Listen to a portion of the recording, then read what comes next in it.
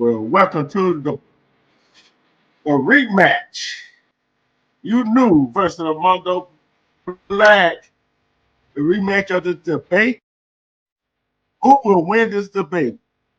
And you see, as you come in the chat, there's a poll. Vote, see who wins the debate. And we got some questions. Senator Yanu, Senator Mondo Black.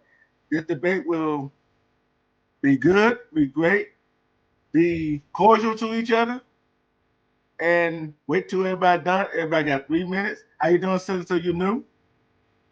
Hello, hello. How are you? Hello, everybody in the chat. How's everyone this evening? Senator Armando Black, how are you doing this evening? Good evening. Happy Friday, everyone. Blessings to you. Blessings to you. I am doing great. Okay, we're gonna start with a 3 minute. We're gonna start with an open statement. Senator Yanu, you go first. Is the music too loud? Because I need to turn it down if so. Yeah, you can kill the music. Kill the Okay. music. Why do you have to say that word? That's not a good word to say at the beginning of a debate.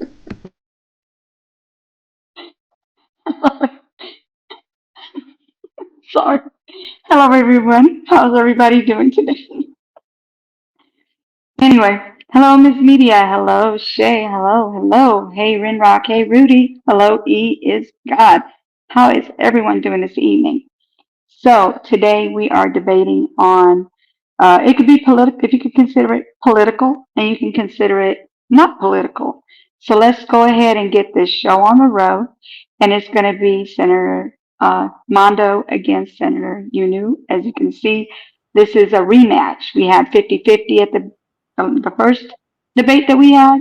And this time, let's see what we can do with this one. Please vote your best candidate. Thank you.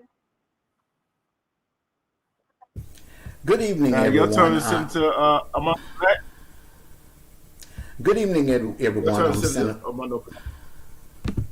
You got a delay, bro. You got a delay. Good evening, everyone. I'm Senator Armando Black. Happy Friday to you. I am here to present details of what my platform would bring if I am elected president.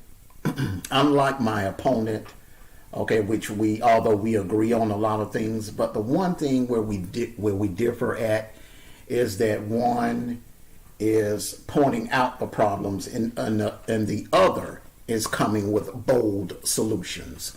Bold solutions for problems that are occurring all across the country currently, such as the rising divorce rate, poverty and homeless issues, improving conditions in our school busing systems, how to tackle the fentanyl crisis. What would it mean to young girls all across America if we elected the first female president? What can we do as far as monitoring the NIL situation regarding high school students, the police shootings and corruptions issue, the mass we had the incident with the Massey, the young lady. We're going to discuss that. Improving communication between parents and teachers, very important, and that would improve our educational system. So thank you all for coming out and listening to me and Senator Yunu and what we will offer and bring as far as our platforms to the White House. Thank you very much, and may the best candidate win.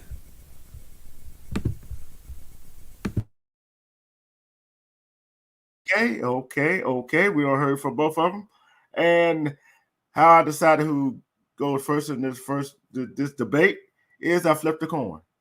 I flipped the coin. So since I'm Mondo Black, this this question is for you, and you got 3 minutes to answer.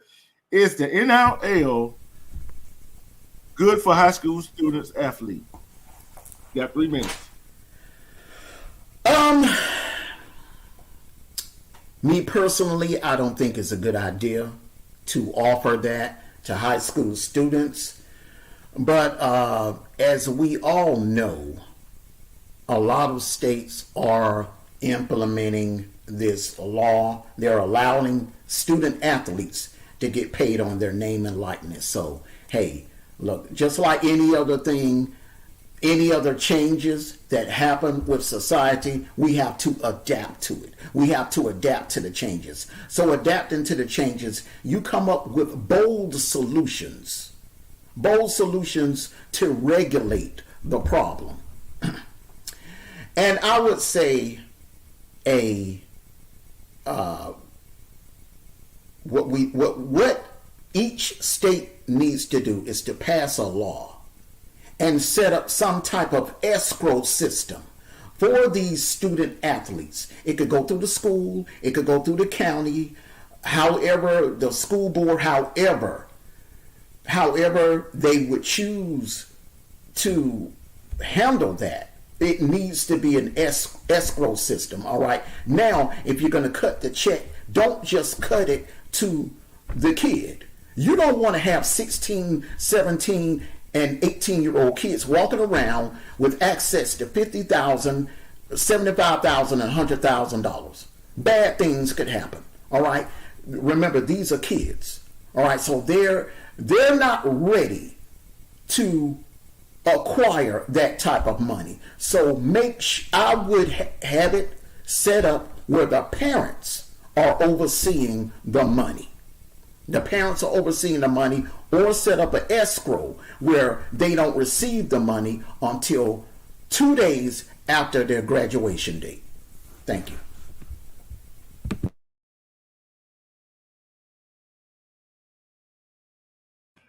Same question to you, citizen. You knew. Same question to you. Do you need me to repeat it? No, no, no, no, no. You do not need to repeat it. Thank you. Okay, so we have someone in the chat that's asking, what does it mean? What does it mean? What does it stand for, basically? It stands for name, I'm, age, and likeness. Okay, so basically what it is going to be Image. image. Why does it say in? Okay, my bad. My bad, excuse me. Image. Um, So what it is going to be the football players' athletics. It's going to be for the athletics at the high schools and the colleges. They're going to be getting between 500 to 6-digit payments. It's going to be the NCAA who's going to be giving them the money. This is going to be for your football players, your baseball players, athletics, just athletics in general. So what they're going to do is they're going to give them money instead of it's going to be something to do with their brands. They have to have a brand. First of all, they have to make a brand. So once they get their brand together, then they'll go ahead and um, pay them for their brand name. Okay, so that's what that is. So I think it would be a good thing to have it if they can control it, if the parents can control the money. When I say control the money, I mean like when they turn a certain age, or maybe when they get out of high school, those kids will have that money in their bank account. They cannot, use that money for anything frivolous. They need to use it for something they need, not want. And also for the college students, they could give them like a certain amount. That way, when they do get out of college and they decide not to go into any more athletics, they'll have money on the side to use instead of being, where they don't have any money. They're not able to care for themselves. They have to go and ask their parents for money, go get loans. See, this way they'll have money to use in the long run once they get out of college, or once they get out of, being an athletic in football or whatever um, athletic they're in. That's what I have for them. Period. That's it. I'm done.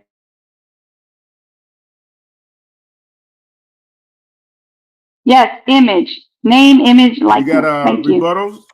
You got a rebuttal? Yes, I have a little pushback on that. And although we kind of similar, we pretty much agree on it, but what programs Senator Unu, what specific programs are you going to bring to the table? Pointing out the issue is not going to solve the issue. We need a solution, ma'am. So, what solutions are you, as president, will bring to the table? As I said, the parents would have the money put into a savings. The parents cannot touch it. The children cannot touch it when they're in high school unless they need, unless it's a necessity that they need to have some of that money. And when they're in college, they can have some of the money. I would say maybe 25% of the money they can use on what they need, as I said, not what they want. And then when they get out of college or they stop playing football or whatever it is that they're playing, and they can have that money for the future, near future, so they're not broke when they leave the college. That is what I said. That is what my solution is. The parents get to keep the money in the bank. They cannot touch it, and the students cannot touch it. Unless they're in college, they get a quarter of it, is what I said. That is my solution. Okay. Okay, Okay. it seems like Is that what rebuttal? you're okay. So it seems like what you're referring to is a CD account. Okay, now you were specific on that, and I agree with that. But you're saying Savings, not okay, CD, savings. sa-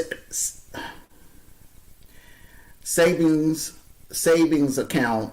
Someone is gonna be over that account. But let me finish. All right, you were specific on that, a little specific on that point. But when you said they can't have it until the future, what is the future? Okay, that was When they get like out of high school. when they get out of high school. Okay. On that note, I would still have some type of provisions.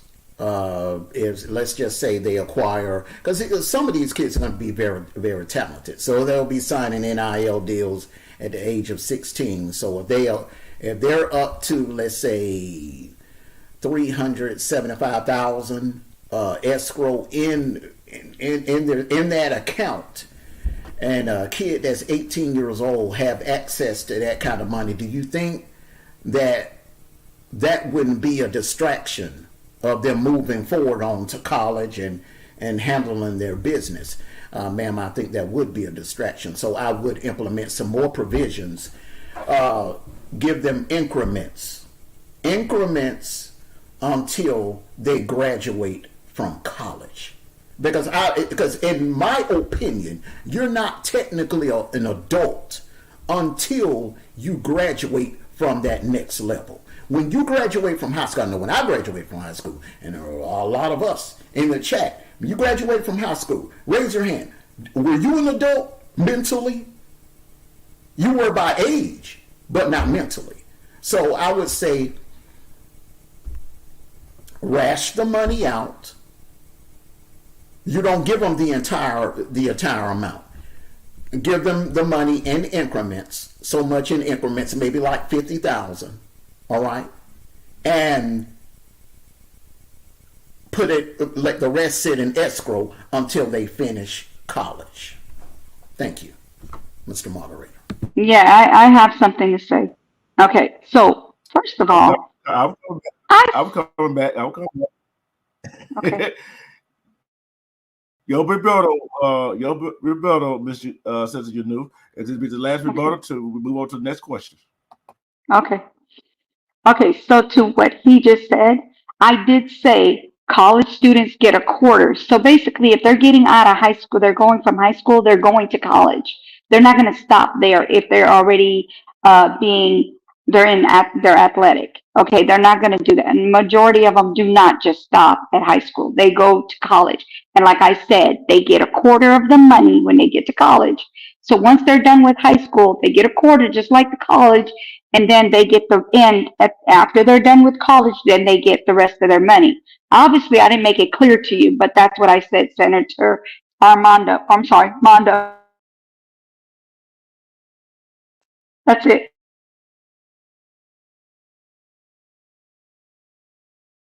All right, y'all heard their response to that. Since you knew, on the lines we standing with the schools. Okay, Okay. what can what can the school district do to school to improve the busing system for the students across the country?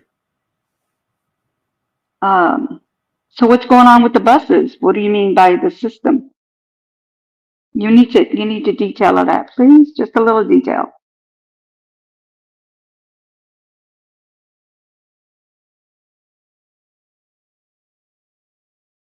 What part of the problem are you talking about as far as the school system for the bus system? It's like they got to call the headquarters before they call the police when something goes down on the bus. Oh, okay, okay. So you're talking about Stuff the like criminal that. part of that when they Yeah. act up or they need to take them off the bus. Gotcha. Okay. Um, so I believe that once a student, so we're going to have zero tolerance all the way around the board. Okay, zero tolerance. I feel like if it's minor, we can have it stop, nip it in the bud, have the parents do what they need to do to get their child straight. And if they act up again, they will not be getting back on the bus. Okay, so but zero tolerance, I mean no fighting, no bullying, no putting their hands on kids, period, at all. No bullying. Like I said, no bullying, no fighting, nothing to do with anybody else. Now, if you have a child who the bus driver has told them multiple times on run ride, hey, have a seat, and they don't sit down, then I need the parents to step in on that one as well as nipping that in the bud. And like I said, zero tolerance for fighting, zero tolerance for bullying. I would tell the parents, hey, get your child straight, or we will have to keep your child off this bus. You are going to have to find a way to get your child back and forth to school. That's how that would work. Senator Mondo Black. Gotta love my opponent. You see, you have two candidates up here. One lives on the hope factor, and the other lives on the no factor. All right. You see, my fellow candidate, she has high hopes. High hopes that parents can ride in on a white horse and save the day when any and every incident comes up. But the truth of the matter is, once again, you need bold solutions. As I mentioned in one of my previous rallies, what I would do is I would pass some legislation where I would actually encourage the local governments to do a massive hire for local police officers. There are a lot of individuals that if you pay them correctly, all right, then they would see a law enforcement career would be something that they would be interested in. A lot of these police officers are underpaid, so that right there will work on giving them a pay raise, so that they will do a massive hire. We need more boots on the ground. All right, we'll have police presence at each of the high schools and the middle schools and the elementary schools. Now, when it comes to the middle schools, the school buses, all right, with those extra boots on the ground, I will have a police escort the bus routes. Police escort the bus routes. That would solve that issue right there.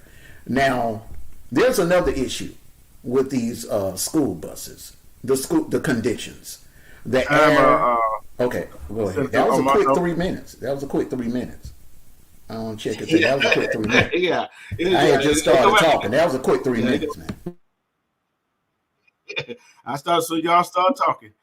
In a rebuttal, I know y'all you know. don't put me in that. I always finish before 3 minutes or even close to being up.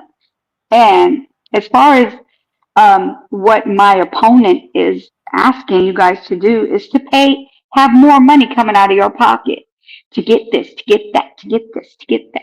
Okay, you get off of La La Land, Senator Mondo, because everything does not need to have money. If these parents have these people have these kids, they need to nip it in the bud. Let them nip it in the bud. We don't need to have officers telling these parents when they can nip things in the bud.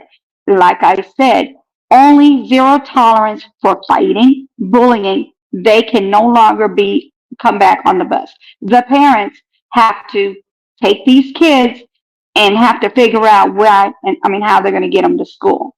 It's free for us. I mean, the parents are going to have to pay for it, or they're going to just have to nip it in the bud and get their students prepared. And as far as the guy, that's how I feel as far as that. I feel like the parents can do their job. If the parents do their job, then you won't have that problem with these students on the bus bullying and wanting to fight everybody because their parents will have it nipped in the bud before they even get on that bus. But if they decide not to nip it in the bud and these kids want to fight and they want to bully other kids, then they need to stay off the bus. And it's free. The parents have to pay for they got to pay for transportation. Why should everybody pay extra taxes to have more police officers doing this, more of that? No, it's already enough being taken away from our community, the from people who work. They're taking their taxes from them in order for them to pay for this, pay for that, pay for this. No, we're not going to do that. How about we just go ahead and let the parents deal with these kids? They had them, let them deal with them.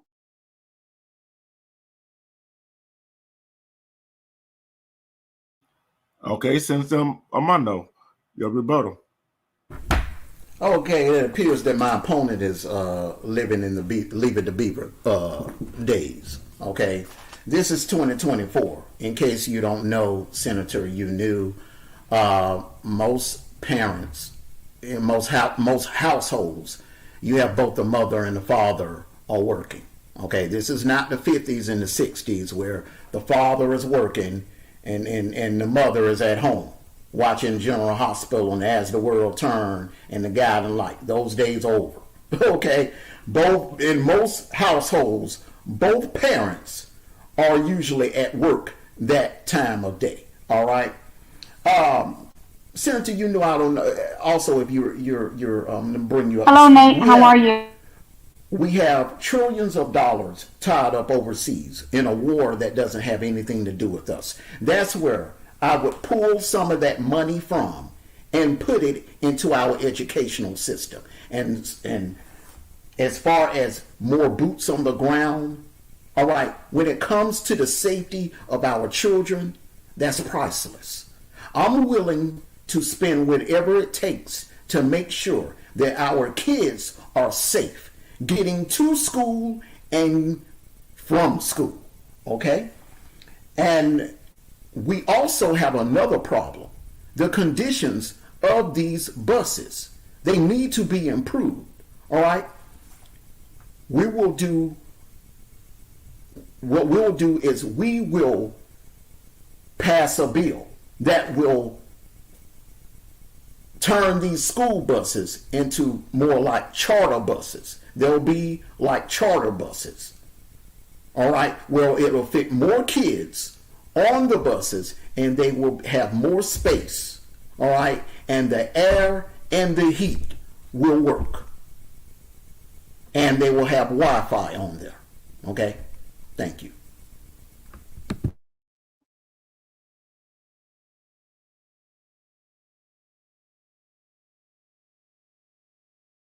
Hey, Renegade, how are you? Right. And in case you didn't hear me, And hi, Nate, here's a how are follow-up you? question to y'all. Excuse me? Uh, Here's a follow-up question for both of y'all. Should the bus Okay. driver call dispatch first, or should they call the police? Should the bus driver call the police first, or should they call the dispatch first before they call the police? What y'all take on that? Senator Mondo. Huh? Dispatch. Okay, you said should they call dispatch or should they call the dispatch of police? What do you're asking? It's like you're. I mean, do you want to re-ask that question again? No. Most school bus system have some bus system have where they got to call dispatch first before they call the police. Should it be that way, or should they be able to call the police right away? Well, if you want quick results, if something is happening and there's an emergency on that bus, you may want to call the authorities. If something is happening. Now, if there's a situation where a kid is sick or something like that, you have to call 911. It depends on the situation, how serious the situation is. If the situation is serious, you absolutely call the authorities. But if it's minor, you dispatch to the school. Thank you. Something you knew. I have a rebuttal from earlier. Can I please have that rebuttal, or do I not get one? We done moved on. You gotta stay on topic.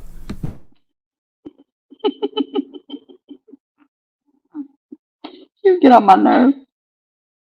Okay, so And your time is running.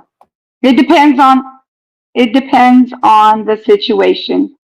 So, like Senator Mondo said, I agree with that. It depends on the situation where you call the police. If if it's a big problem, like if it's a fight, anything big like that, fighting, or maybe they're hitting the bus driver. Who knows? It just depends on how bad it is.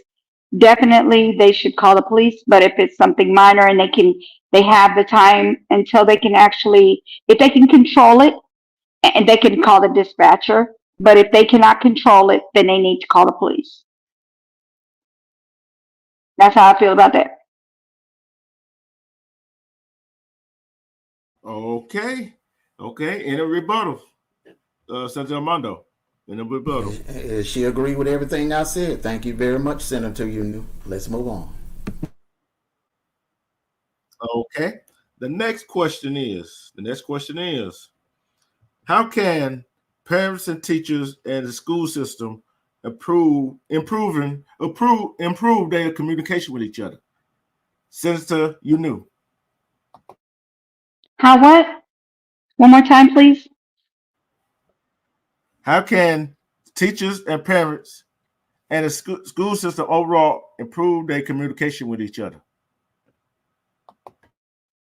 Teachers and parents can. Okay. Um, I think that the teachers definitely need to communicate with the parents. Communication is the key to keep everything, keep the children in line as far as behaving and keeping their grades together. If you're not communicating with the parents, how are the parents supposed to know what's going on? Definitely, you need to communicate. The parents need to communicate with the teachers as well as the teachers communicate with the parents. I agree with that. So I think that as far as like with their grades, anything to do with school, they need to actually contact the parents, the teachers I'm talking about. The teachers need to pay attention. And I mean, not, I'm sorry. The teachers need to call the parents and make sure that they understand what's going on at school. So that way the parents can take care of it. If the teachers don't communicate, how are they supposed to know what's going on at the school? Do you really think that the students are going to tell it? No, they're not. So the teachers need to tell them so they can nip it in the bud and not let it go any further than that. Like I'm talking bad grades and misbehaving, all that can get taken care of.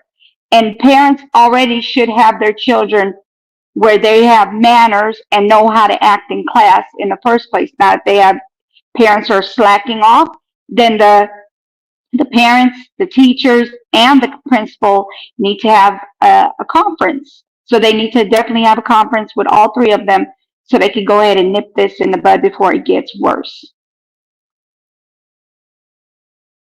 There's a Senator protocol. Black.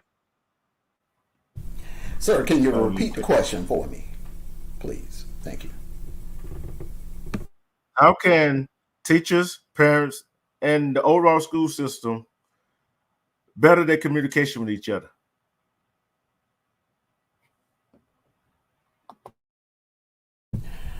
Okay, legislation really is not going to help the matter. It's up to the actual parents and teachers and the faculties. Is in my opinion, I think more parents should attend PTA meetings. It's nothing like what it used to be back in the days. Back in the days, parents would attend the PTA meetings on a regular basis. You had parents becoming PTA members. I would have the open house to the parents, where the parents can come sit in the classrooms, where the parents can come and sit in the lunchrooms with their children. All right, just open up the lines of communications. I would encourage the parents and the teachers to exchange numbers. Encourage the teachers, and this is where parents come in at. If there's a problem with my child, please don't hesitate to pick up the phone and call me. Okay, it doesn't matter if it's 6 o'clock in the evening, 7 o'clock, 8 o'clock. Now I know you ain't gonna ring my phone after 10, but at least, just communicate with me. Letters, yeah, they're fine. Emails, they're fine.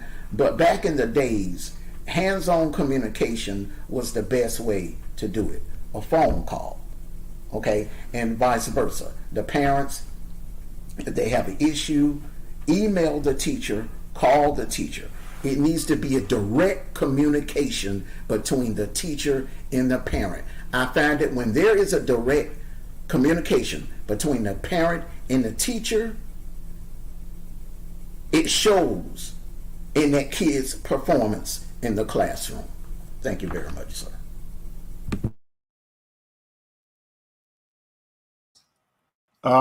Rebuttal. No, I'm good. I've already said what I said and I meant what I said and that's it.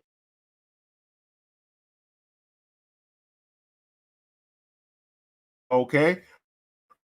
We got a question from the audience that Renegade want to know.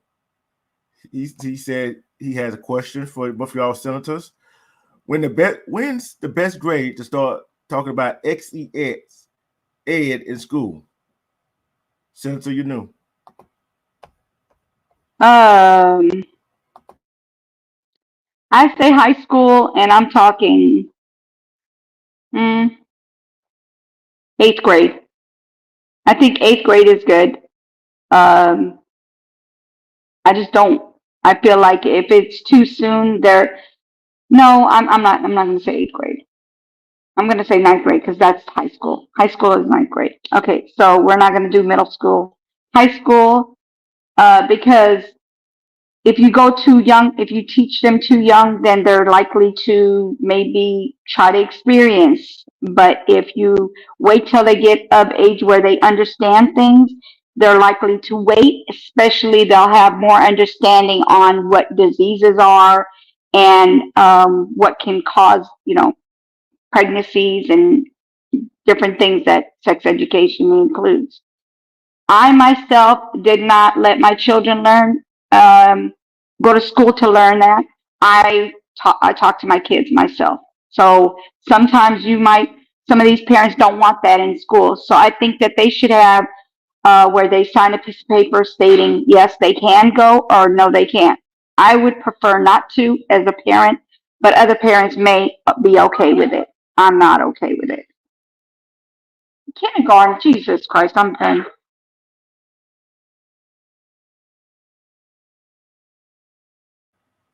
Okay, so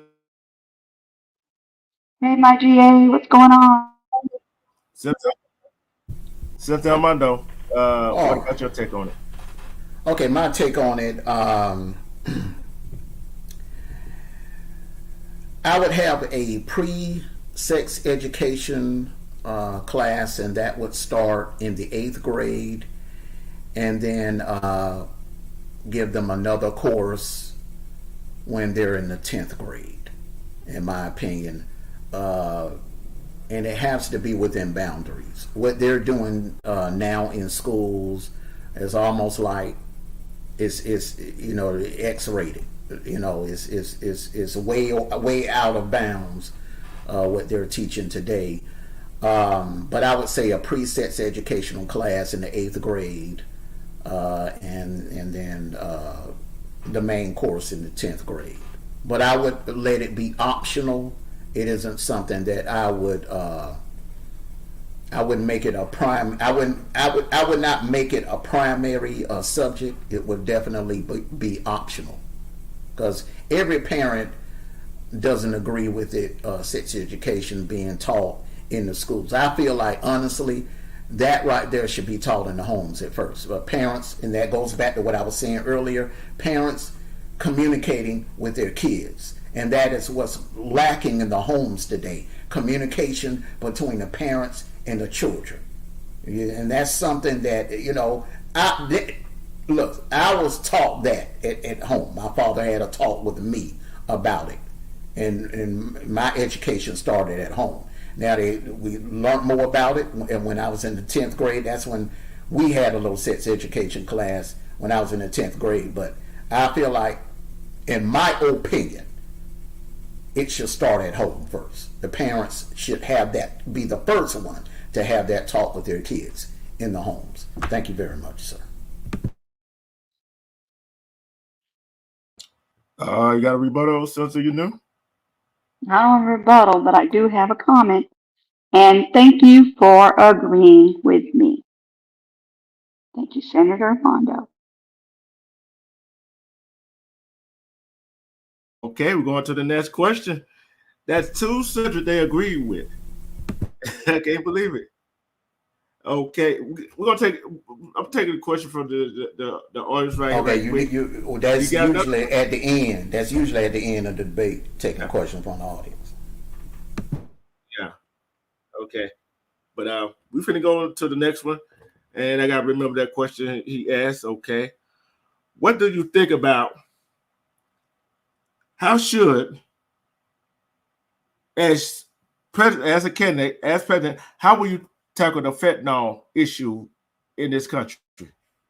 Senator Mondo. Thank you very much, Mr. Moderator.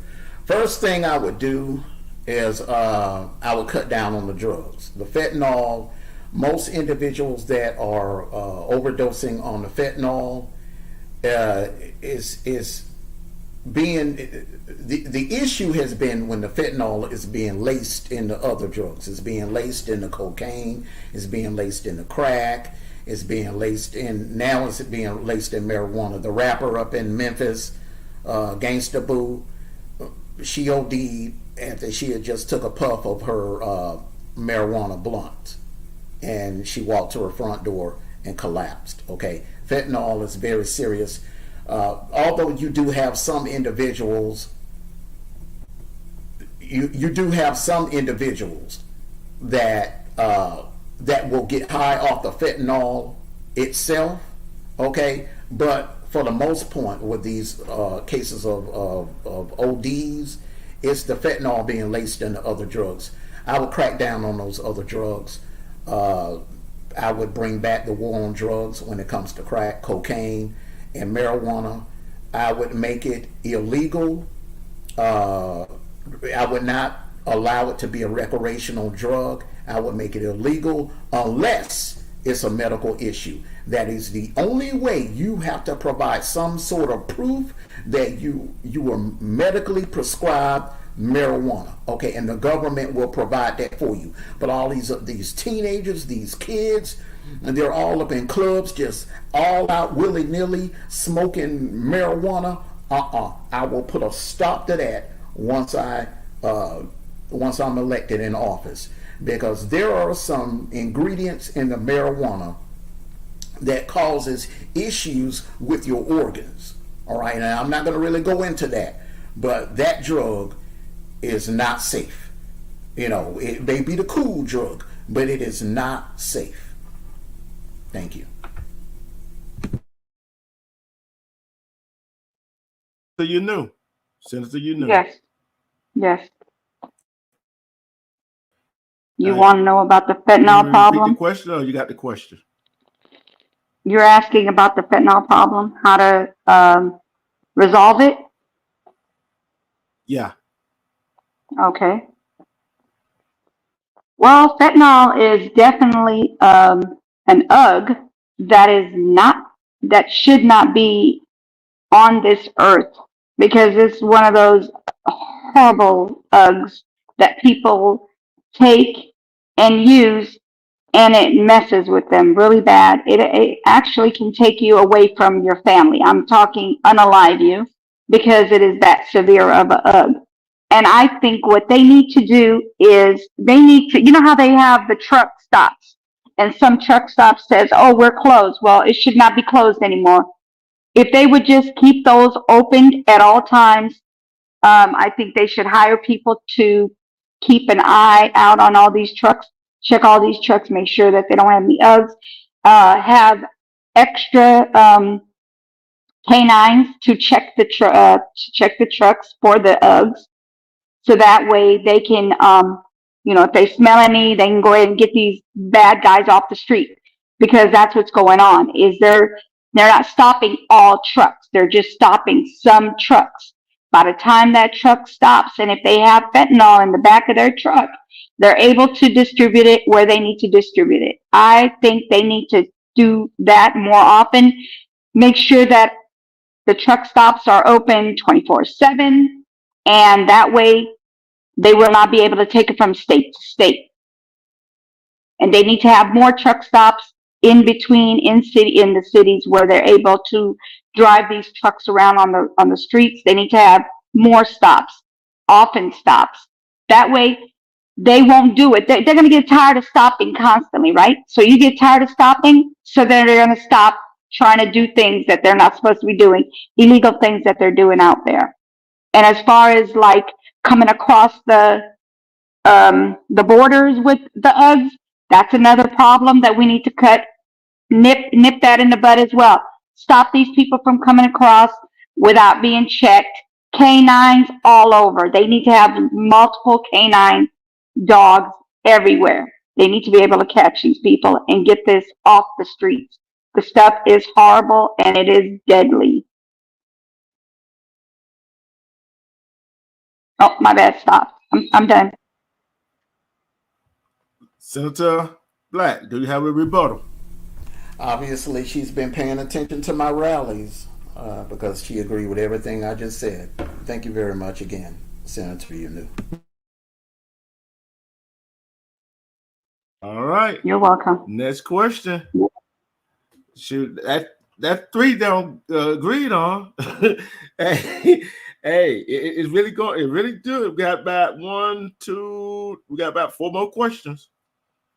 Let's go to how would you settle the property and homelessness that's going on in the United States?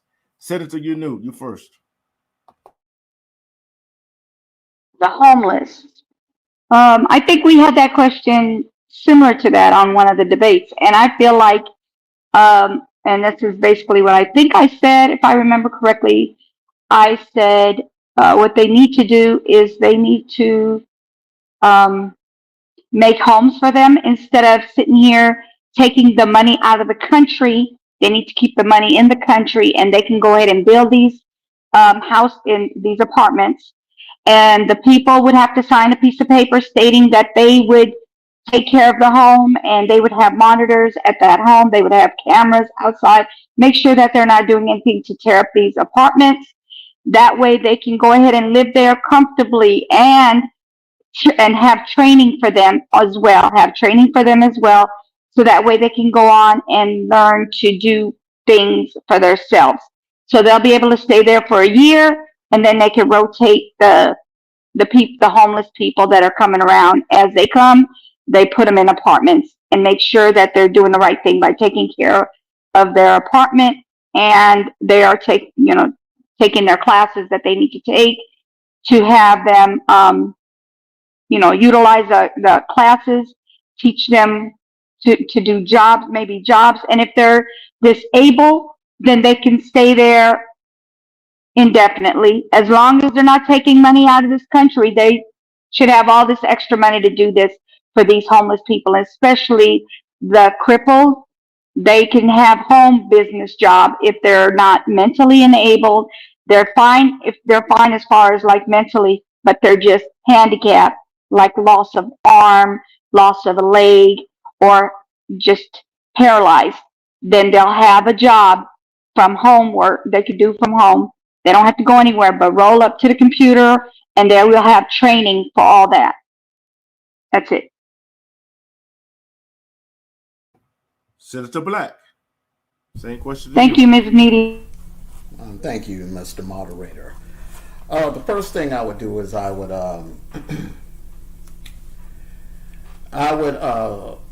lot of these homeless individuals, they have drug issues. They have a drug habit, serious drug habit. I would have those individuals admitted into a drug rehab program, a government drug rehab program, and it would be more than 30 days, more than 45 days. Because in my opinion, I feel like it takes longer than 30 to 45 days to kick that type of habit. You're not just gonna, put someone in rehab 30 days later they're gonna come out brand new. That's wishful thinking. They would be required to be in that rehab center for a year. They'll have a roof over their head. They'll be fed. They'll be clothed. They'll go to classes. We'll have local pastors to come through and speak with them, and they'll get the help that they need. All right. Once they come out, we'll put them on a job program, and we will also have government shelters built all across the country. Some of these individuals are not on drugs, that are homeless. They're just down on their luck. Either they lost a family member, or they're just felt like they've given up. We'll get them some type of therapy, mental therapy. I really feel like that's one of the most important things. When you're going through a situation like that, it weighs on you heavily mentally. And of course, we'll put a roof over their heads, and we'll put them in job training. After 3 months, they'll be able to apply for one of the government jobs that I will have put in play through the legislation that I'm going to pass, namely the highway bill, the huge highway bill that I'm going to pass. We need roads rebuilt. We need bridges rebuilt. We just, a lot of landscaping all across the country needs to be done. They'll be paid very well, and once they complete those jobs, they'll have enough to afford to get their own place. So it's there's levels to this thing. You just can't say, well, we'll do this, we'll do it's levels, because each homeless person have their own separate different issues. Thank you. Got a rebuttal, Senator? You knew? No, but thank you for agreeing. You didn't mention anything about government shelters, and you didn't mention anything about, no, you didn't mention anything about putting, you didn't mention anything about, you didn't acknowledge the fact that homeless, there was a portion of the homeless people that were drug addicts, and getting them help. First things first, getting them help. and getting them in the rehab center. Thank you very much. Nice try, but we You pass. did agree with some of the stuff I said. You gonna stop playing with me, sir? Go ahead. Next question. I agree there's a problem. Difference is, ma'am, I came with more bold solutions than you Next did. question, sir. Uh, yeah, and y'all dealt with the whole issue, the question I asked, but what about the property issue? We did answer the poverty issue. We just To tackle the poverty issue, Mr. Moderator, jobs. Uh, Getting people trained so that they're able to get better jobs. It is hard to raise a family and live off of $10 to $15 an hour. You know, these individuals, they need good, they need education and training in order to go to the next level and to make the type of money that they need to make in order to take care of their family and live comfortably. So that's where it starts. Jobs. That is why I'm going to present legislation where we're going to create massive government jobs in all different fields, and that will pretty much take care of the poverty issue itself. Jobs. that's what I said too. So, You didn't go into details, ma'am. You didn't go into details, but thank you. Still said it. Thank you. Still said it. Detail or not, still said it. okay, here we go. Okay, we finna go to how would y'all tackle the rising divorce rate that is going on in America? Something you knew. Um. Okay. So people need to take their time when they get in a relationship, and also they definitely need to vet who they are becoming involved with relationship wise. When they meet somebody, they need to make sure that they have conversations, ask questions, because later on the question they might do something and then you never ask them, so they might do something that you don't approve of. You need to make sure that that person is the person for you by asking them things that you would want to know. Make sure that you don't have a surprise if they don't tell you. If they don't tell you what they did or did not do, if you don't appreciate it, if you don't like it, then you don't have to be with them. So that's what I mean by vetting them. Ask questions. That might not even be the person for you by the time you get done getting some of these answers. So I think people need to communicate more. They need to communicate more, and the raising of the divorce rate would definitely be dropping because people would be communicating things to each other. They won't have this issue as far as the divorce rate. They would definitely need to communicate a lot more. Communication is the key to a relationship. Trust, loyalty is the key to relationships. That's it. Senator Black. Okay, if you don't mind, Same Mr. question to Moderator, you. if you don't mind, Mr. Moderator, can you repeat the question again for me, sir? He's not listening.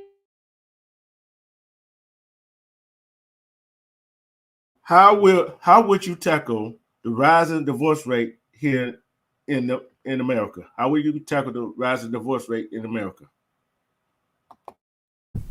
Okay, thank you very much, Mr. Moderator. I heard your question the first time. I just wanted you to repeat it for my opponent because what she just did, she gave you the blueprint of how to pick a girlfriend or a boyfriend. All right. What you want to know is what we can do to cut down the high rise of divorce rate that's going across the country, because family is very important. All right, Don't and change what divorce. I said. I said Uh, communication. Yeah, hold can you up, mute hold up, up, please? hold up, Mm, hold right. up. And since you know, let her finish comment, and you got a report out to get through. It takes Thank you. more than communication, because a person can tell you what you want to hear. Okay, and sometimes I people. said bet them. Oh, okay, and sometimes people want to look at the good in the person and not using their common sense. This is what this is the solution right here. First of all, make it make these individuals know exactly what they're doing. All right, what they want. Do you really want a divorce? Is this something that you really want? I would require marriage counseling before a divorce is granted. I would require marriage counseling, at least 2 sessions. All right, one with a professional marriage counseling, and another with at a church, or speaking with a pastor. Okay. Um, Another thing that I feel that I would do, what I would definitely bring to the table, is I would let the counseling be free. All right. If there at any point in time that a couple feels that they're having problems, all right, they will have access to a voucher. Well, they can receive marriage counseling. Okay, because the communication is fine. All right, but counseling has saved, marriage counseling has saved a lot of marriages. All right, so anything worth having is worth putting forth the effort to save. All right, and then you have individuals that are just so nitpicky, and any little thing they will up and divorce an individual over any little petty thing, such as toys, Shots fired. text messages. If you are in love with a person and you love a person, then you will know the 80/20 rule. There is no perfect spouse. There's no perfect husband. There's no perfect wife. There is an 80/20 rule. Put it on paper, all right? Put the plus and the minus. If her good or his good outweighs the bad, then that marriage is worth saving. But if the bad outweighs the good, then go ahead and get you a divorce attorney. Thank you very much, Mr. Moderator. Even though I was rudely interrupted by my opponent here.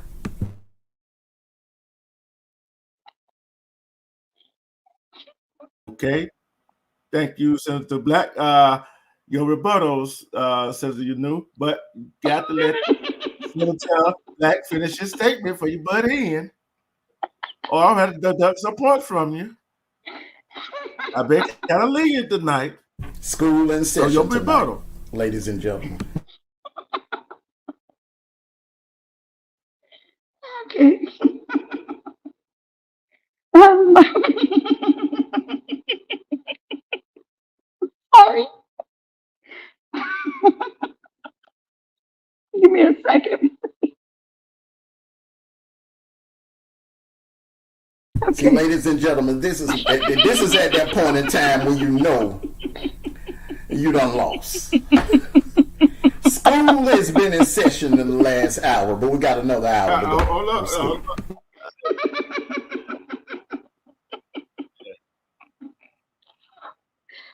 Hey, you got 3 minutes. So time is ticking. Time is ticking. As I was rudely interrupted by my opponent, Mondo.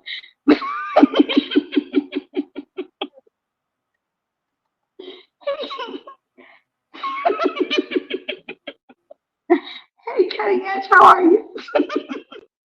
Well, So, I'm going to say to the chat. I know Miss Video, Rock, Renegade, Teddy Man. He fell out the bushes. You see that? He fell out the bushes because you knew he gonna stay in the bushes. You see what you did, but you gotta report it because your time is ticking. As I was rudely interrupted by my Mr. Mondo over here. Oops, Senator Mondo. He actually agreed with me about communication after he said that's not important. Okay, please stop. It's I never said, hold on. I never said not as communication. important. No, no, You no, no, said no, it's no, not no. as important. No. Then I You cannot also cut me off. Why are you cutting me Hey, off? It's you got not your hold on. Your turn. time is I'm running out. 10 rebuttaling. seconds to rebuttal.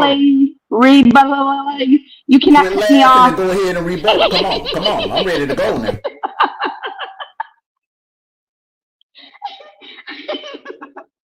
That's it.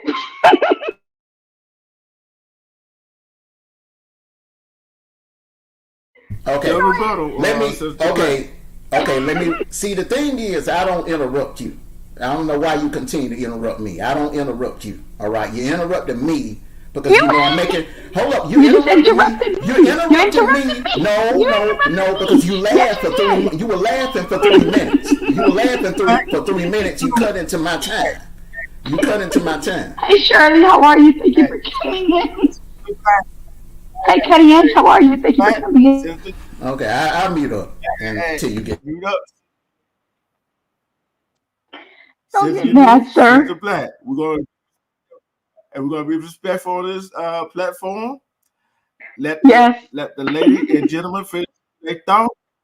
Then you yes, rebuttal. yes. Don't cut Okay, in. okay, okay. You did the same thing. I'm gonna cut. You gotta be talking to both of us.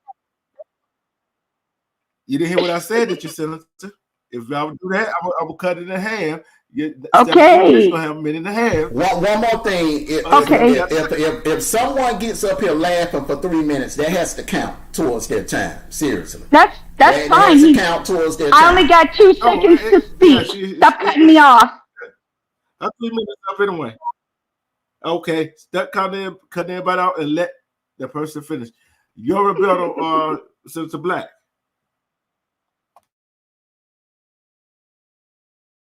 Okay. All right. So if anyone that's watching this right now, you can rewind and watch the playback. I never said that communication wasn't important. I never said not to communicate with your spouse. What I said was communication is not the only solution. Because a person can tell you what you want to hear. If communication was the only solution, so if you ask your husband after coming in the house at 2 a.m., where have you been, sir? Well, I was out with the fellas, and he lied, and he was really somewhere else at the hotel, and you just believe him. That's not solving the issue. That's not solving the issue. Okay? He asked about the divorce rate. You gave an answer as if you were dating. He wanted to know what we can do, what we will do as leaders to slow down the divorce rate. And the solution is to encourage couples to go seek help, counseling, marriage counseling, before going and running to an attorney, a divorce attorney, and filing for divorce.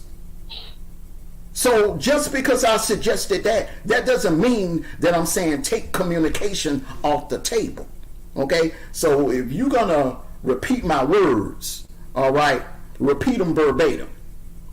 Don't put words in my mouth. I would never say, and many times I've said, communication is very important. If you do not have communication, you don't have a relationship. Period. Thank you.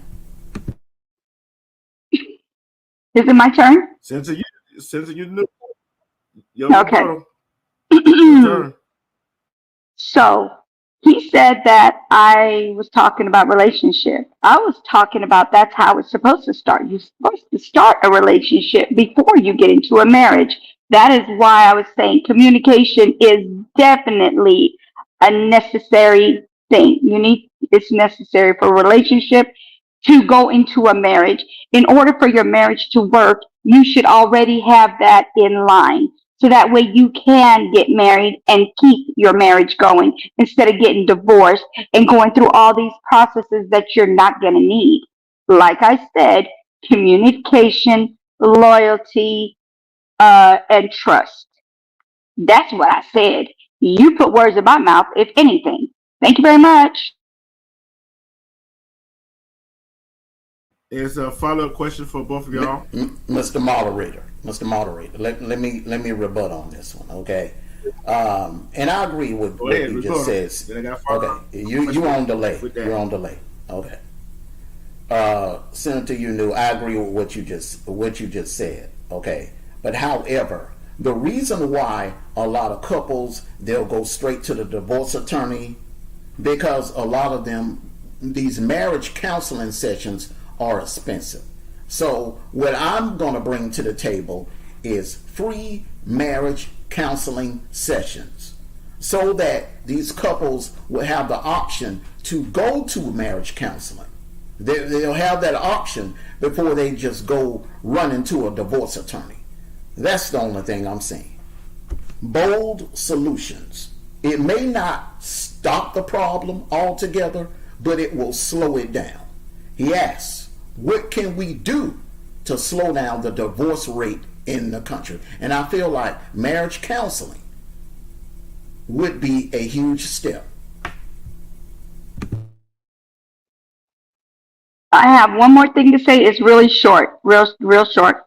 Rebuttal, real short. Um, every time Senator Mondo speaks, it's always about money coming from the taxpayers. I feel like if you start right, you won't have that problem. You don't need divorce counselors. You won't need um, therapy or whatever it is that you're talking about. You won't need to pay for anything because they went into the relationship the right way. They won't have that problem.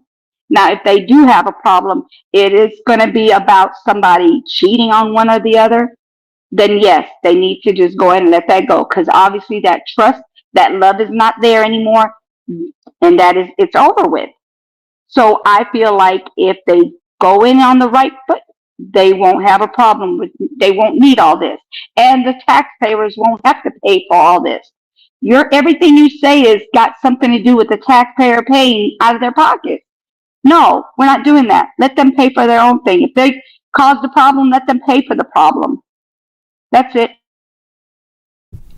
We have trillions, ladies and gentlemen, my fellow Americans, we have trillions of dollars tied up overseas in a war that doesn't have anything to do with us. My administration on day one, I will take that money from overseas where there's a war going on that doesn't have anything to do with us, and I will take that money and I will put it home.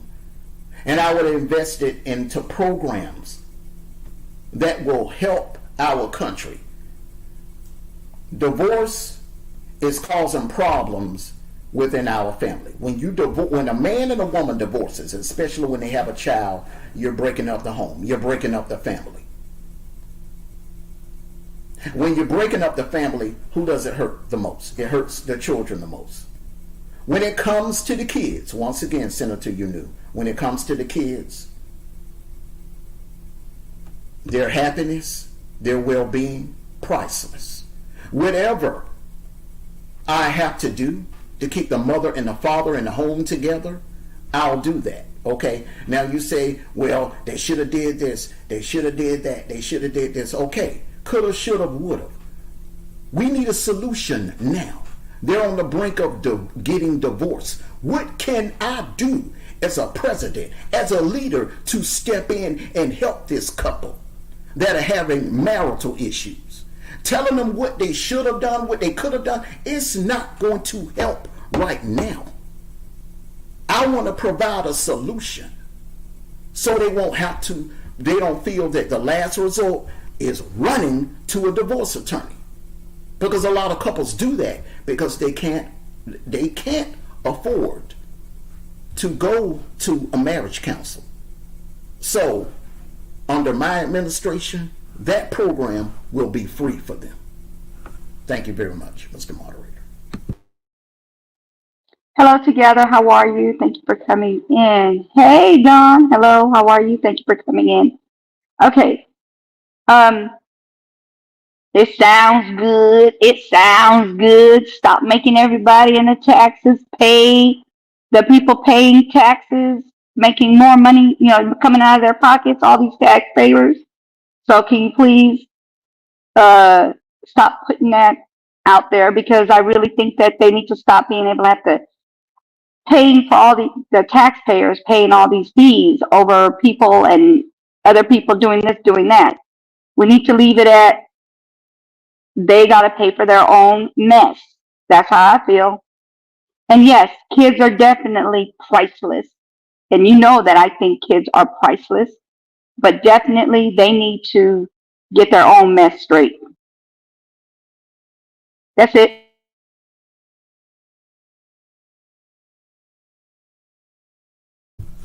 She want to agree with me, and she's agreeing with me on 90%. She No, just I'm don't not. want to. She just don't want to continue to agree with me like she's I'm done not. most of the evening, sir. So we can move on, Mr. Lies. Moderator. Lies. Nope, I did not. Okay. Here's the follow-up I do question. not agree. Let's say, I do not agree. Stop saying I agree. I do not agree. okay, we know You said I we could know you rebuttal. don't I could agree. Okay, rebuttal. let's. Rent free. You too. I just said you can rebuttal. You can let me get in. You talking? He rebuttal. Okay. Yeah, I'm the moderator. Your rebuttal. That's it. I'm done. Go Now you ahead. can rebuttal, Senator. You knew. I'm done. Okay. Okay. Let's say they cannot settle the difference. Should the man have to pay the woman alimony, and should the woman get half of his asset, which she didn't put in, and even vice versa, even with the man, Senator Black? Okay, you gotta give me the entire question. In what situation? What? How? Let's say they Who just messed can't up? reconcile. Who stepped out on who? Nobody's never stepped out. Let's say they can't reconcile the difference. Let's say reconcile the difference. They can't agree. They no longer feel have that love for each other. Should alimony be paid, and should that other spouse get half of what somebody else who makes more than they do? Should the other spouse get half of it? How would you remedy that from the other spouse getting half and get alimony when they ain't putting that in it? Okay, it depends. I'm going to answer it like this. It depends. If the husband or wife cheated, all right, then the person that cheated should definitely have to pay alimony. If there's a child involved, 9 times out of 10, the child will probably go with the mother. The father should definitely pay child support. All right. As far as if it's a mutual split, if there's a situation where they just couldn't get along and they just fell out of love with each other and there was no infidelity involved, then I think if they got the home together, all right, then it should be some sort of settlement where they, how can I say this? If there's children involved, the house should be awarded to the mother. Okay. If there's not children involved, then the house, they should agree to sell the home and then split the proceeds. Okay. But if there's an infidelity involved, then definitely the person that cheated should pay the other person alimony. Thank you. That's what you do. So your question is, if someone cheats in a relationship, should they have to pay for it? Is this the question you have for me? That's what he said. Look, sir, I do said, not if I iterate didn't what say I to asked. I asked the let truth. Sir Mondo, go ahead. The truth. this what I if they can't reconcile, they can't some kind of difference that don't involve cheating. Should the other one get half of what in the divorce? Should that person get half? Be man or woman, and should that man or woman pay the other man or woman alimony? Okay. Especially if they fall off So, out of love with each other. okay. So you're saying if one cheated, okay. So let's just say, I'm going to say the man cheated, or even if the woman cheated, depending on who cheated. I think yes, they should get mm, majority of the money. I'd say 75%, and then 25% for the one that cheated, so they can go ahead and go and get them a hotel room and get their money back up. That's how I feel about that. Thank you.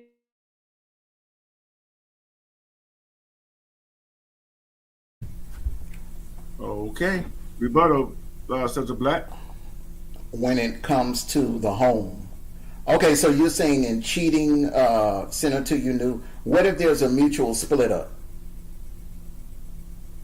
50-50. Okay, thank you for agreeing with me, Senator, you knew. When this is over, you have a job in my administration. The Thank you. We can majority move of the on. time, it's not going to be 50-50 because, whoever is the cheater in the relationship is going to have to get the heck up out of there and get their little 25% and go get a hotel room or wherever they're going to go, because that 75 is going to stay for those who did not do the wrong. So that little 50-50 is majority of the time is not going to happen. That's rare. So I'm not agreeing with you. I'm agreeing with me.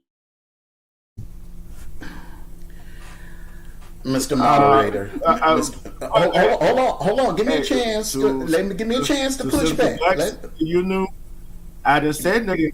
I didn't say nothing about cheating. I said mutual separation. Let me So land the plane on this. Hold y'all on. took Let me. out of left field. I got I this. said I it. got it. I Hold said on. You cutting into my time with all this talking. Let me push back on her. Okay. Senator, you knew. You do know that every divorce isn't because of infidelity. You do know there's a situation where two people just outgrow one another, maybe due to someone's disrespect. career.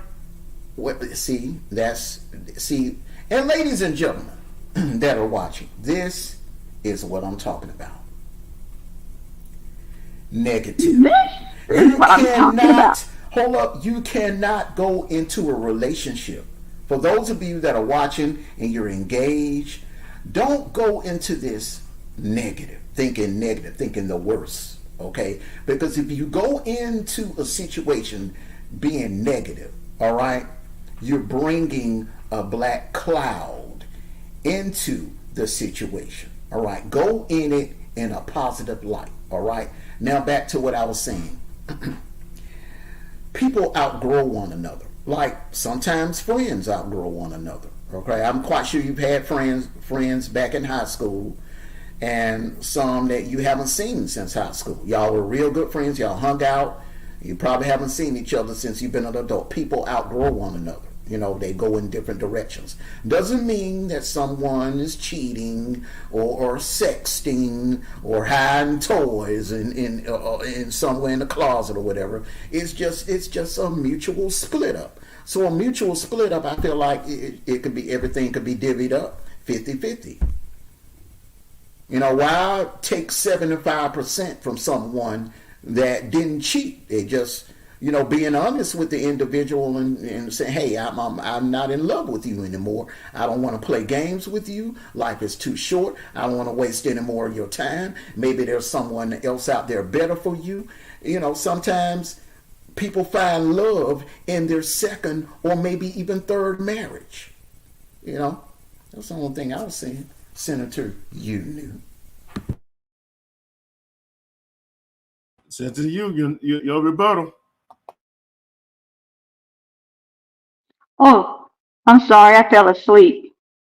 The only thing I think about that is, um, She didn't take a Geritol today, y'all. no, I fell asleep because you're boring me. Oh, okay, that's what I said. Anyway, um, like I said, if you say, okay, so first of all, I asked you, is it have anything to do with cheating? You agree, you said yes. Now all of a sudden you're saying it's a mutual breakup. Okay, 50-50 if it's a mutual breakup. I said if it wasn't mutual, then yes, the person who didn't do anything, 75% and 25 for those that did. Period. That's all. Hey, Miss B, how are you? Thank you for coming through.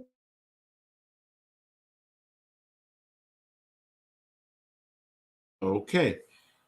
Okay. Another follow-up question with that one is, if the person did not help build that wealth, should they get half of it no matter what in a divorce? No cheating involved.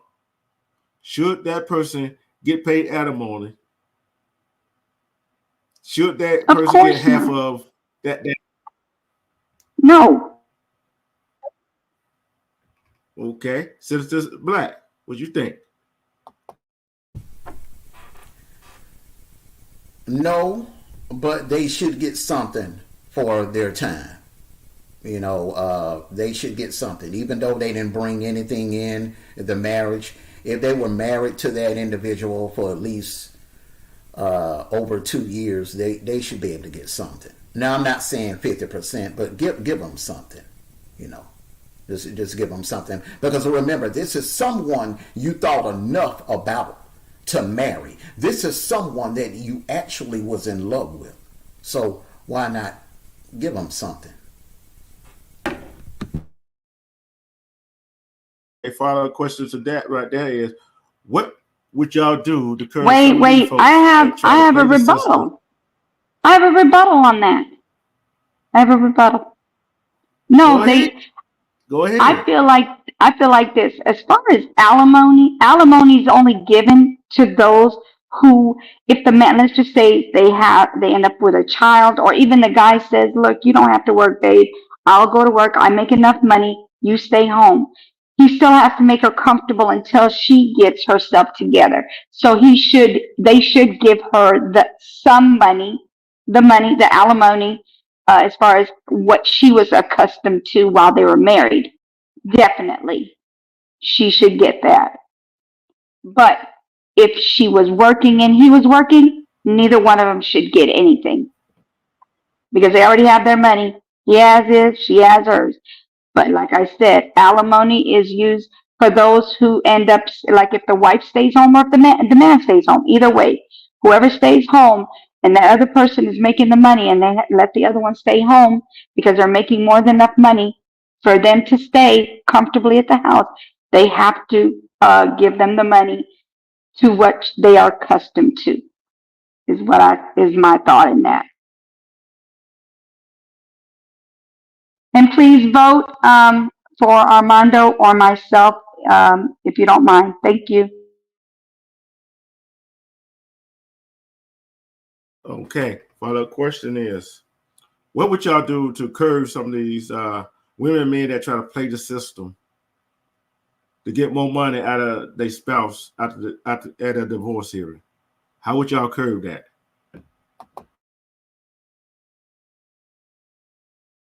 Senator, you knew. Um, when you say how do we what curve it, huh? How would y'all, what laws would y'all try to put in place to curb these deceitful people that try to use the system to get more money out of people that they didn't help? Out of ex-spouse that they didn't help put in there. They try to play the system to get more money. How would y'all curb that? Are we talking government? Are you talking about as far as the government or through the court system? I'm trying to figure out which way are you talking about? What The would y'all government do to help? or go ahead. How Hmm. how would y'all curve? No matter how you answer it, because the court is part of the government. Okay. I'm What? asking you, Yeah. what do you mean? How? Like, what reason would they have to go through the government? Is it because they have children, or is it because they're just not, their marriage is not working out? That's what I'm asking. That's the question. It don't matter if they have children or marriage not working out. Some men and women play the system to get more money out of their spouse that they are divorcing. How would you? How would y'all curb that and stop that from happening to the man or woman that is getting played in court or by other means? How would y'all curb that? Well, you're gonna have to let him answer that one because that doesn't. I have no idea about that. Sorry, that's just not a question I can answer. Senator Black, she asked the question to you. Okay, first things first, we would have to verify paperwork. We would have to verify paperwork and actually verify whatever claims being made, detail by detail, and then the decision would be made accordingly. Thank you. Hey, thank y'all both. We're going on to the next question. Okay, the next question is um, how will you curb police corruption and brutality in shootings and issues that goes on in these states and cities? How would y'all deal with that? Would y'all use would y'all take that's a follow-up question to this question. How would y'all curb corruption and police unaliving in these cities? Senator Mondo. Well, first things first, I would hold these police officers accountable for their actions. If they're involved in any type of corruption activity, they would definitely be prosecuted to the fullest extent. They would not be exempt, nor would they have any type of immunity because they hold a badge. Although they were sworn in to protect and serve, but if they're involved in any type of corruption activities or any wrongful death, they will be held individually accountable. All of this, protecting these crooked officers and taxpayers having to foot the bill because the parents or the loved ones are suing the police department, that money is coming from the taxpayers. That money is coming from us. So what I would definitely do is pass some legislation making it holding these officers accountable. If they are doing criminal things out here in the streets, then they will be treated just like any other criminal. Thank you. Senator, you knew.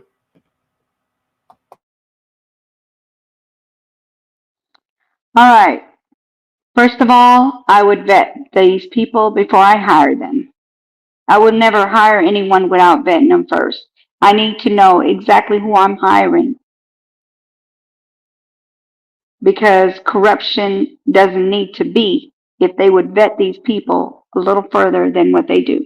I don't mean just background check. I mean extensive background check.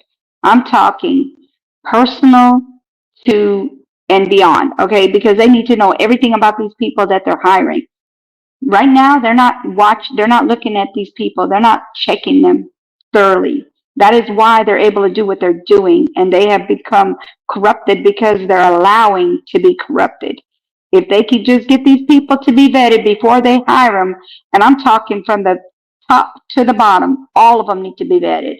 That is why there's so much corruption, because nobody's vetting anybody.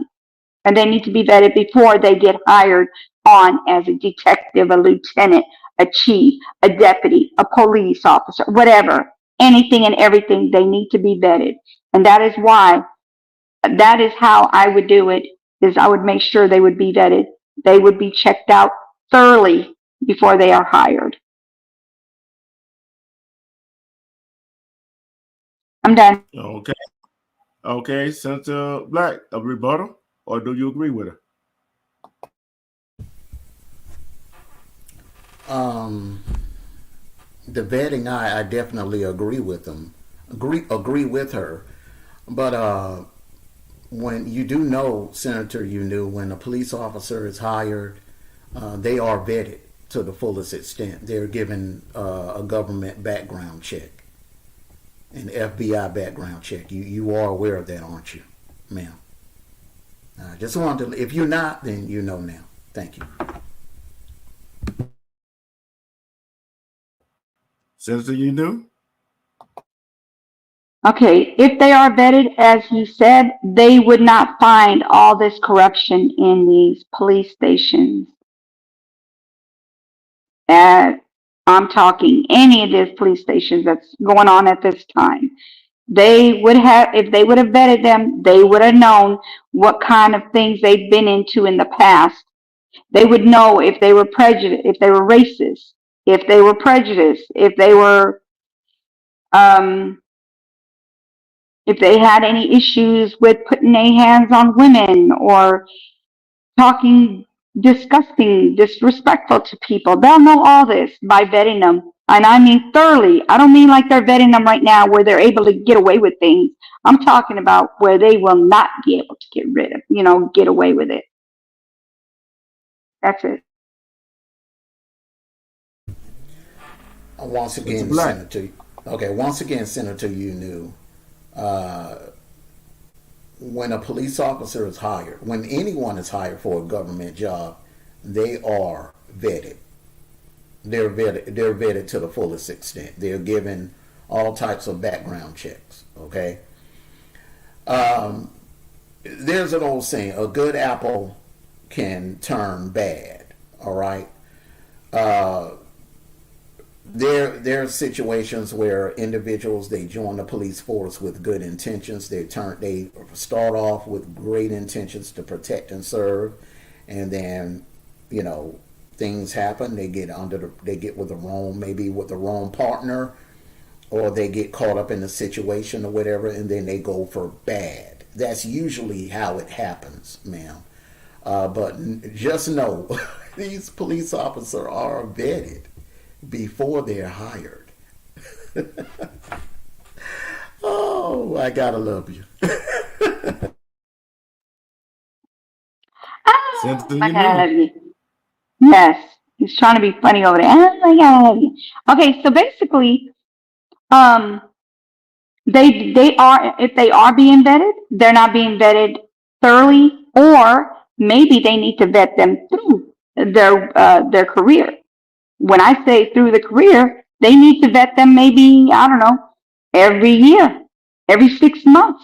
Maybe they need to check them at all times. They need to have somebody, they need to hire somebody who stays on top of the vetting and they vet them through their career. How about that? Done. Yes, it's called an evaluation. That their lieutenants or the captains will give them every quarter. They police officers get evaluated. You do know that, don't you, Senator? You knew. But if you don't, hey, like I said, school is in Okay, session tonight. hold on. No, no, no, you're not. No, no, ain't no school in session. I already know what you're talking about. They evaluate them when they do something wrong. I'm talking about before they do something wrong. Thank you very much. Okay, here's a follow-up question to both of y'all. Should a police get their certification taken where they can get no job, a police job anywhere in the United States? How would y'all what kind of legislation would y'all put forward to keep them from doing that?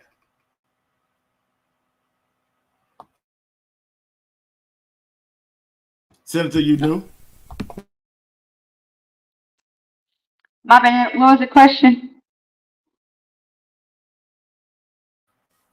How would you prevent them from Still getting talking. another job at another police department when they don't got fired or they ever did something wrong at one department? How would Okay. you, How would they you keep the, know, you're saying like, would I rehire them somewhere else or let them be hired somewhere else? No. Their career is over if they do something they got no business doing. Done.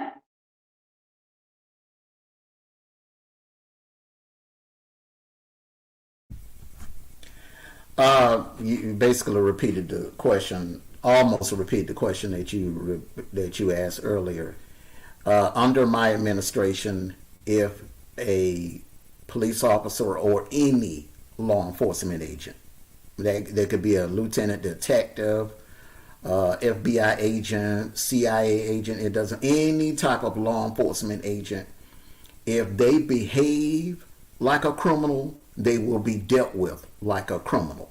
Okay, and if they commit any serious violations while having under that, while they have that badge will be taken. Once that badge is taken, they can never receive it back. Nor will they be able to go to another police department and apply for a position there.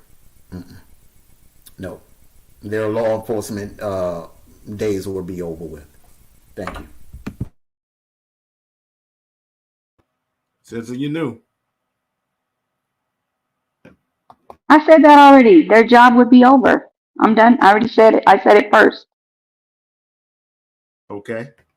Follow up question to that right there is: should police officer have any kind? I don't care what law enforcement, should they have immunity or should they not have immunity? Senator Black. Like I stated earlier, there will be no immunity. If they behave like criminals, they no immunity. They're gone, and they will be prosecuted like any other citizen. Thank you. Zero tolerance. Zero Senator, tolerance is all I. Zero tolerance is all I got for that one. okay. That means no. No. All They right. definitely will. This, If some. okay. Thank y'all We both. get the Thank If y'all the point. both. regular The last, person, you the can. last and final Why question. you cutting me off? You're cutting me off again, sir. Let me speak. Let me finish my sentence. I was saying zero tolerance. And yes, they would definitely do time just like a regular person would do. If somebody was to do something wrong, they get in prison. Well, the same thing goes for them. And that is how I feel about that. So if somebody's getting 20 years, I don't care if you're a cop or a regular person, you're going to get the same years. Zero tolerance. And will not be able to be hired as a cop again. I 100% agree. Yes, ma'am. Boy, this been a good one right here. Been a little feisty up here. It's been a little feisty up here. Okay. It was, hey, cordial. It's not cordial, a little feisty. Here we go. This is the last question. Okay. Well, maybe the last question. Okay. Go ahead. I got you. Okay. Mute up. Okay. Because you don't know if I'm gonna call you first or him. Okay. Okay. Like I said, go What will ahead. it mean? What will it mean if we wind up having a female president, and how would that affect little girls? Senator, you knew, because I went to Senator Black last time. Go ahead, Senator, you knew. Because I know he's going to be good. Can you please repeat that one more time, please? Pay attention. How would No, somebody had an accident, and I was making sure they're okay. Sorry about that. Go ahead. Okay. How will it be to have the first female president, and how would that inspire little girls?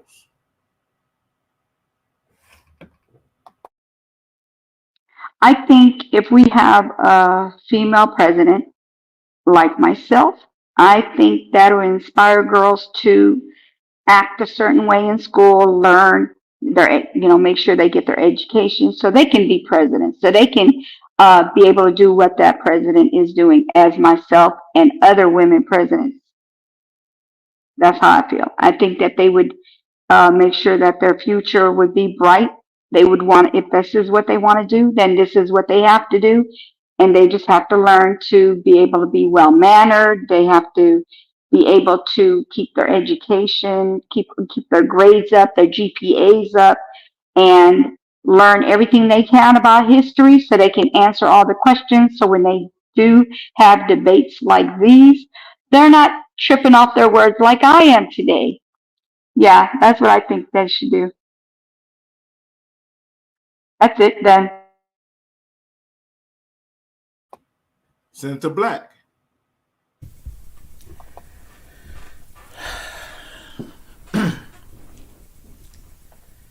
Finally, finally,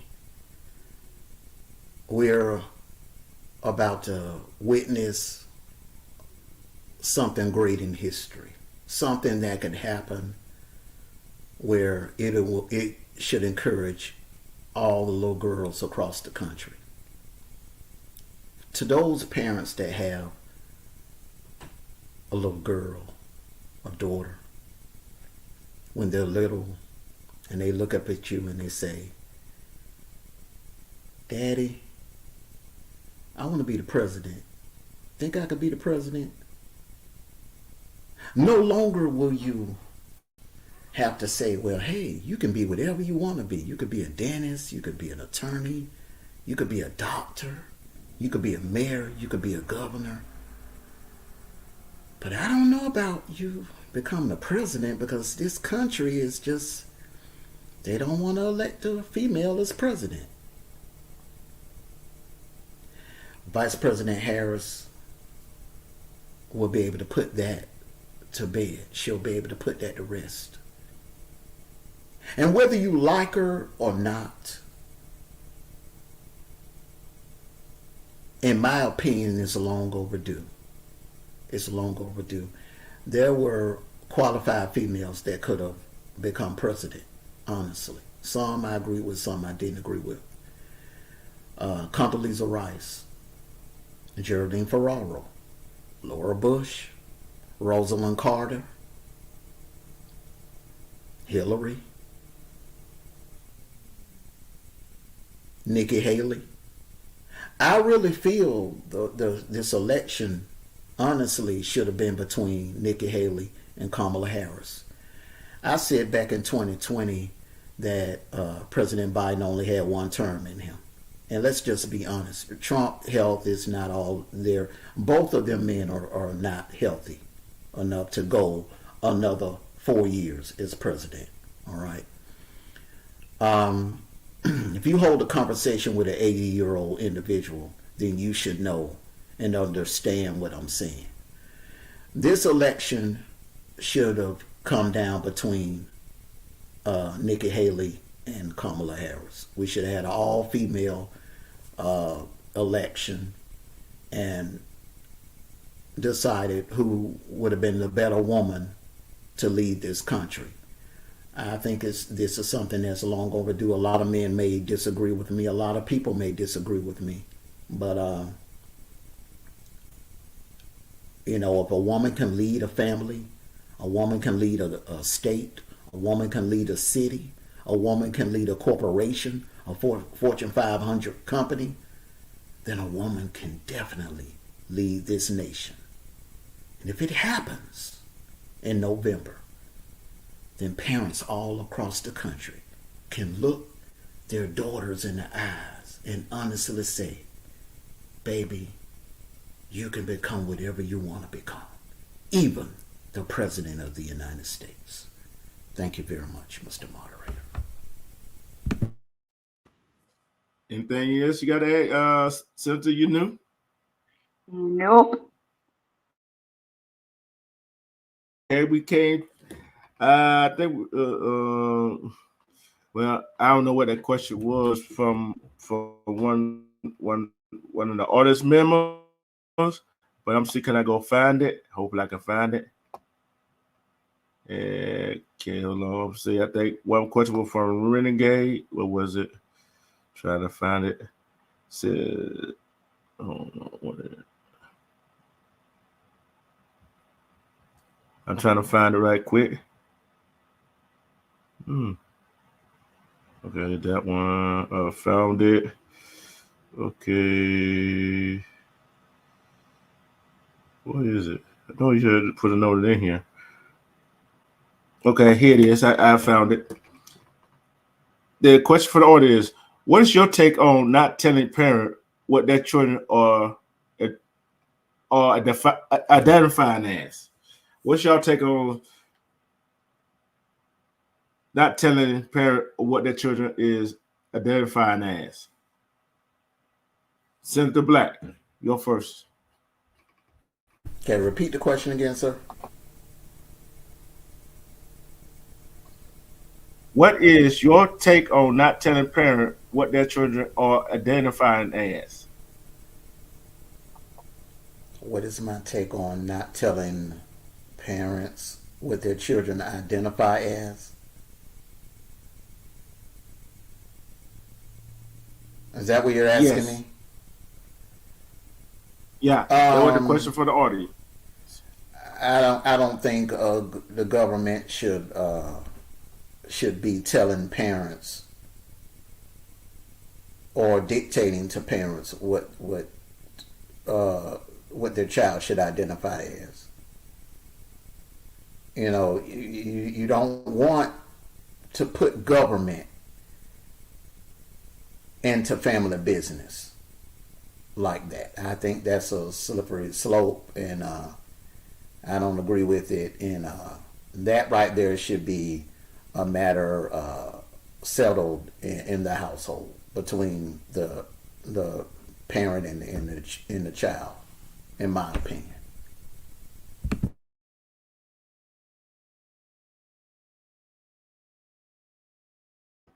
Senator, you knew.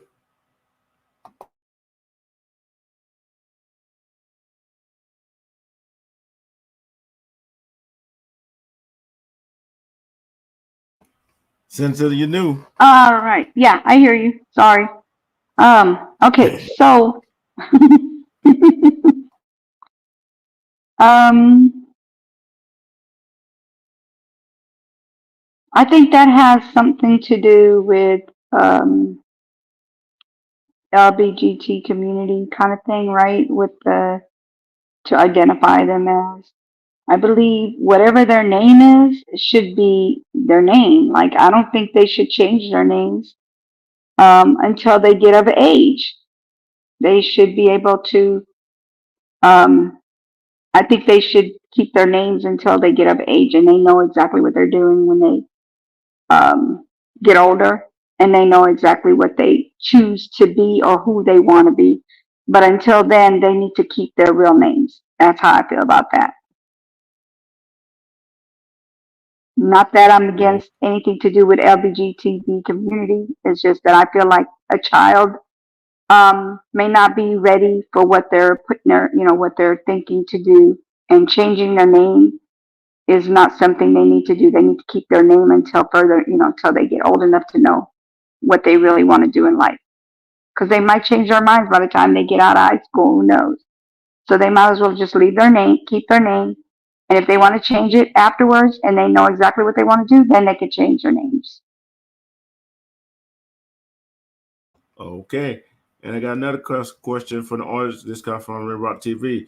Where do y'all think education is going to in the future for our kids? Senator, you knew. You first. If these parents don't nip things in the bud and get in line, start acting like parents and do what they need to do and train these children and keep these children their education and keeping them straight and narrow, um, it's gonna get worse. It's gonna get worse. So they need to do better. The parents need to do better so these kids could do better. Next.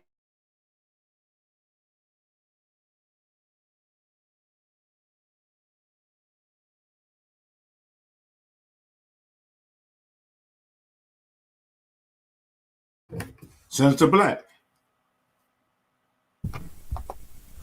Thank you, Mr. Moderator.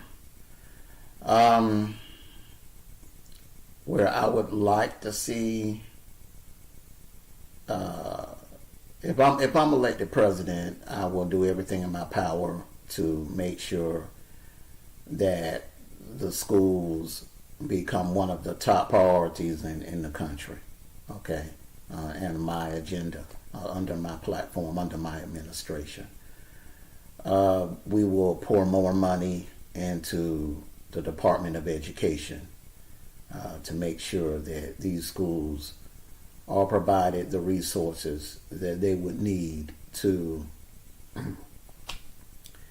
teach our children and to prepare our children for life outside of their school years. Okay. But the way it's headed now, honestly, if you ask my opinion, the way what I see the schools in the next 10, maybe 15 years, I say AI is going to play a huge part in the schooling.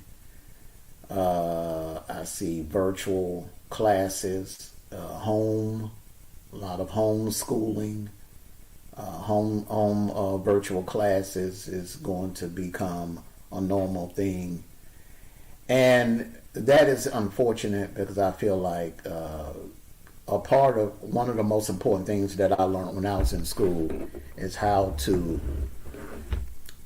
is learning different cultures.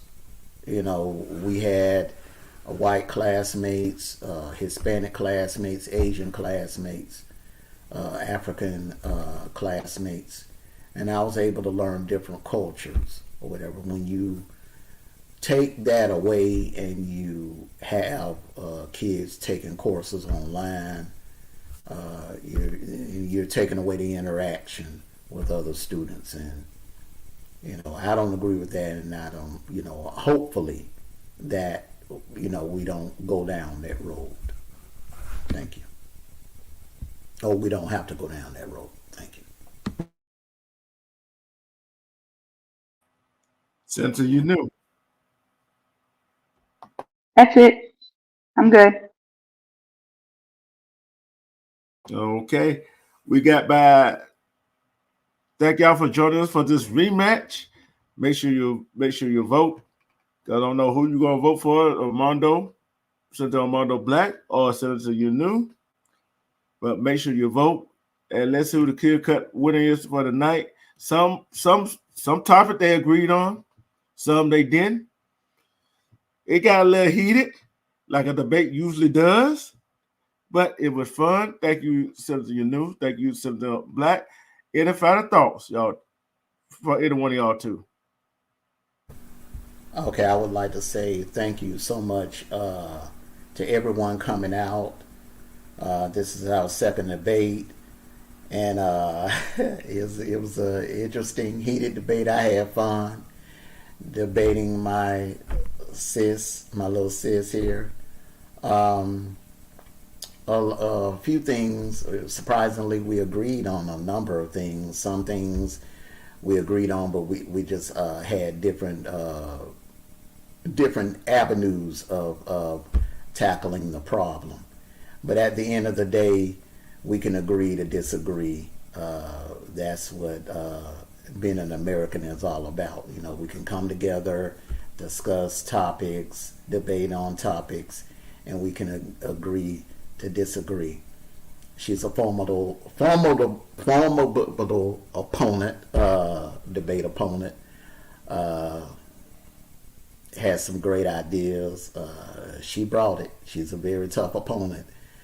Um, but I just want to say thank you very much, and I had a great time debating you. I loved every minute of it, and I haven't had a chance to cast my vote, but I'm gonna go ahead and cast my vote right now for my beautiful sis. You knew, and you Oh, should see the numbers move there. And all right. hey, Where we at? you brought it tonight, and hey, you know, hey, I enjoyed every minute of it. Thanks. I just couldn't accept a tie. So, you know, we had to do this again. So, hey, I'm content. Moderator, you did a great job. Great job. I want to shout Yes. out to my Wolfpack family that came through. Sniper, I know you ghost watching. Rimrock, salute to you. My other beautiful sis, together, Miss Media, uh, Queen Jazzy. I know she was in the bushes watching. To everyone that came through and supported my sis. You knew came through, and you make sure you hit that like button. If you watch the playback, make sure you hit that like button, and just continue to vote until she's until the 2 hours is completely up. But hey, I had fun. You brought it tonight. Yeah, I was surprised. You brought it tonight. Thank you. Where we at? Because I can't even see the poll. Once I voted, that was it. Can you see the poll? Right now it's 62 Mondo, 38 you. So, but Oh, your final congratulations, thoughts. Senator Mondo. Wait, I gotta say congratulations. Your, Congratulations, Mondo. yeah, your final thought. Senator Mondo. That's what I said. That's it. That's my final thought. Thank you. Okay. So, thank you, moderator. You did an amazing job. And Mondo, you brought it and you won. And congratulations. Thank you. And Thank you. It was for fun. And like I all said, y'all you don't know, know, Together dropped a new video about the Woodpet Council merch. It Go was ahead and check good. it It was out. good. and definitely need a Check copy of it that so we can, yeah. out. And thank y'all and thank y'all two senators. Y'all both y'all didn't expect the follow up question that I had, did you?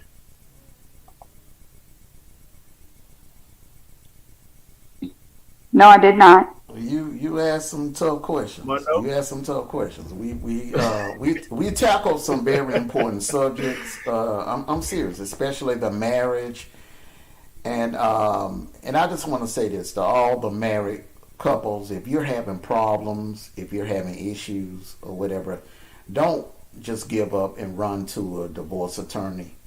Okay, just go talk to someone. Sit down and talk to someone, marriage counsel, or go talk to a local pastor. You'll be surprised what a third party uh, could actually do as far as helping out with whatever issues you may be having. You know, so I'm just saying, you know, there's anything that's worth having is worth working to hold on to. You know, that's just my thought. Okay.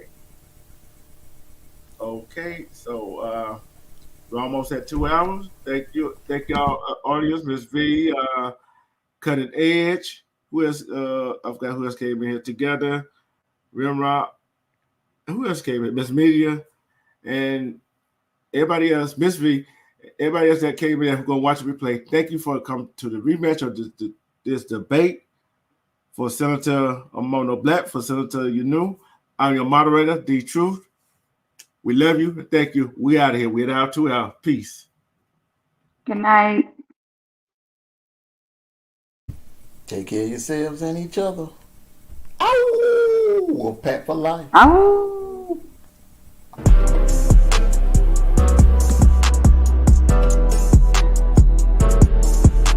And to you, Renegade, you asked a hard question too, so.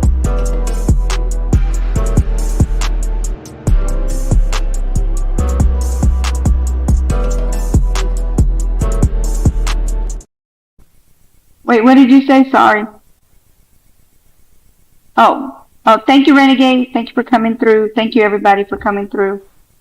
I thought you were done. He You done. talk. Go ahead, take us I on know. home. He was talking over the video. All right, you guys. Thank you for coming. Have a good evening.